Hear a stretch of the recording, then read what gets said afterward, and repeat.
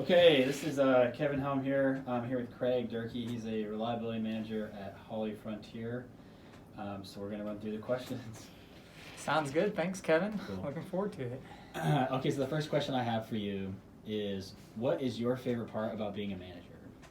Sure. Yeah. So my favorite part about being a manager, I would say, and it probably sounds a little bit like a typical response, but for me, it's just helping other people get better at their jobs really is kind of what I enjoy. So it's cool to have a team that you can accomplish more with versus, on your own.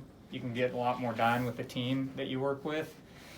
But for me, I think it really comes down to I get a lot better feeling when I see someone on my team someone tells me, hey, so and so did a great job with this project, and I was able to kind of help them improve and get better for them to do that. So that's kind of probably, I would say, my favorite part, more than just like getting more things done, is being able to help someone else get something done and know I helped them get better. So for me, that's probably my favorite part about managing a team. Okay, more of a selfless mentality.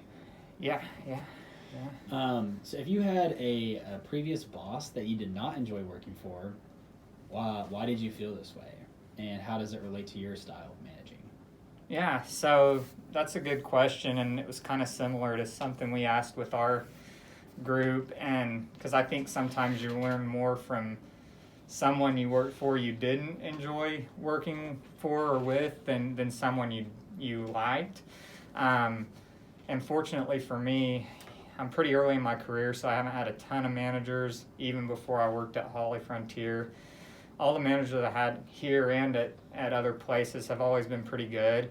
So I can kind of say some things that I really liked about what they did, and then maybe kind of go off of that and say what I guess the opposite of those things would be something I didn't like. So some of the things I liked was, I always felt listened to with the managers I've had. They always valued my thoughts or opinions or recommendations on something. I never felt like it was, I was asked for recommendation on something and what I said was either discarded or argued with.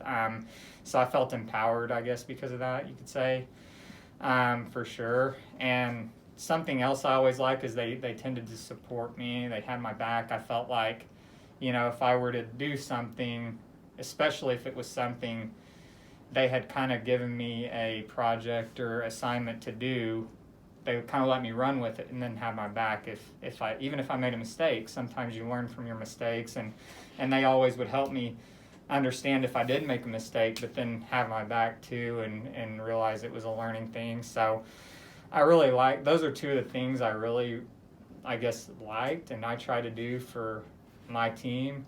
So I guess I've observed things I don't like, and if a manager did those things, I wouldn't like it. So, not listening, right? The opposite of those things, not listening, pretending like you know everything just because you're the boss is one that I am glad I haven't experienced firsthand, but I know that would be frustrating. I try not to act like that because I don't know everything, pretty much. I know that I don't. So I, trust the people on my team that they're going to make good decisions, and then just be there to support them and give them guidance when needed. And I'm just really, someone that doesn't stifle your ideas, right? So people have great ideas. Usually we hire pretty smart people out here, and so I like to let people have their ideas and run with them and not try to, stifle those. So if someone were to do that as my manager, that would be frustrating. And like I said, luckily I've had pretty good managers here and haven't had to deal with it, but I would say those are some things I wouldn't like in a manager, and I try not to do, for sure. What's the biggest challenge about your job? So I would say the biggest challenge for me, a couple of things, I guess. I've been in this role almost 2 years now, and the first major challenge for me, and it's probably the same for anyone that goes from an individual contributor type role to a supervisor or manager, is trying not to do everything yourself, right? That's a big challenge. When you're an engineer especially, you're used to being the person that they go to and say, hey, I need help with this, fix it for me, and know all the details, and that's what I was used to. So I had to really, I guess, kind of force myself to not get too much into the details. Right. Otherwise, I'd get overwhelmed. I found myself getting overwhelmed at times, and if you try to do that, you'll end up more stressed out, and you'll make worse decisions too, because you a lot of times don't know. You're not as close to the situation as someone else. So that's something, that's a challenge. The other challenge is just dealing with the people side. I mean, people are a lot different. You know, being an engineer, I kind of knew if I was fixing a piece of equipment and I did a certain thing, it's going to respond pretty consistently because it's a piece of equipment, and there's physics behind it or whatever. But with people, it's just not that way, right? People are all different, and you got to learn to relate to them personally. You can't relate to everyone the same way, just like anything else. And it's the same thing being a manager. Is that's another challenge, just learning through that, dealing with those types of situations. But once you figure it out, it's fine. So Cool. Yeah. Cool. What is something you do on a daily basis to check in with the employees that you manage? Yeah, so something I started doing more recently, and I kind of wish I would have done it earlier, was just a daily 5 to 10 minute call I have every morning with my team. And it's just simply, I was pretty intentional about it because a lot of people don't like another meeting, and I didn't want to create another meeting for people to go to that they're either not engaged in or feel like it's a waste of their time. So I try to keep it like 5 to 10 minutes, very simple. I try not to ask a lot of questions on like what's the status update of this or this project or this problem. I try to keep it more at the level of what do y'all need help with today? How can I remove a roadblock for y'all, support you? And also it gives them a chance, you know, how can they support each other, right? Someone might be working on something and someone else could have gotten called on the same thing, and they can talk about it and resolve it, or make sure they're not spending unnecessary time working on the same thing. So for us, in a reliability role, priorities change every day, and it's really important that we kind of all know what each other are doing in addition to what we're doing. And so that's been huge. It's improved communication. I think it's helped us out. So I do that, and then outside of that, just trying to call people every once in a while, even if I have nothing work related, just to see how they're doing, right? Is a big one, and that's hard sometimes because we're all busy and we all get caught up in whatever we're doing that day. But I try to at least every week or so, even if I haven't talked to them and I don't have anything work related that I need, call them and just say, you know, how's it going, you know, and just have that communication. Yeah. Right. How do you assess and decide how to best motivate specific employees? So that really just comes down to everyone's different and getting to know people on a personal level, right? So for me, that was tough when I first got into this job because I knew the people on my team, but it was a different dynamic, and going from, you know, or someone that works alongside them to leading the group, it was a little different. But at the same time, it just comes down to knowing your people personally, knowing what they enjoy, what they like, what motivates them.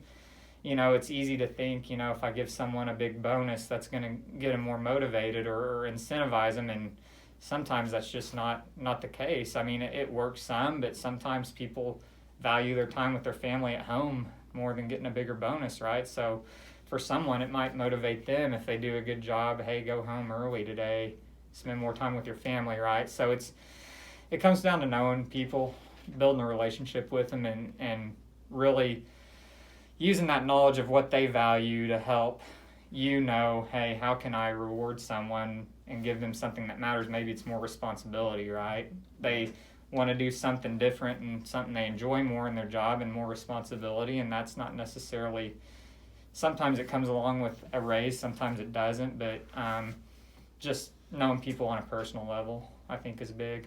Okay. I like this question. What are the qualities you find in good employees and bad employees? Yeah, no, that's a good question too. And I think for me, a lot of it just strictly comes down to attitude. I think is huge. You know, I love employees that come to work with a good attitude.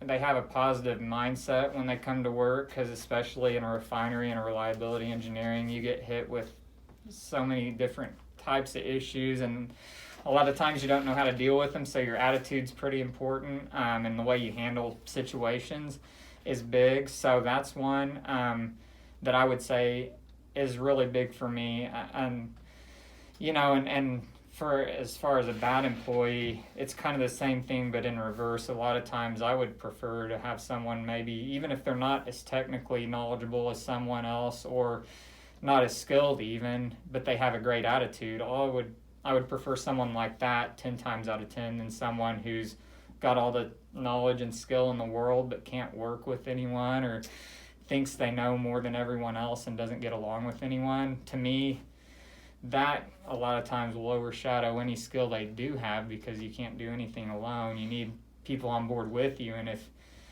I don't know, in my mind, if you don't treat people with respect, you're never going to get that no matter how much you know. And that's kind of what separates it from me. That's what I value is great attitude. Knowledge, you got to be competent, but also attitude. So Cool.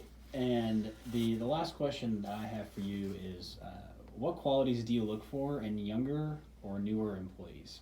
no, it's a good question, and it makes me think of actually our intern we had this summer in your group that helped us out, Anna. Mm-hmm. And I'll just use this example. I know we're kind of short on time, but something that really stuck out to me, it was basically one email she sent me, and it was, I don't know this, and I know I probably don't know what to do in this situation. Can you help me? And not pretending she knew when she didn't, and being able to admit that, get help, and then make the right decision. And I think it's tempting to, want to know all the answers when you're a young employee, and that's just not going to help anyone. You got to know what you don't know, ask and know who to get help from, and then make the best decision you can. So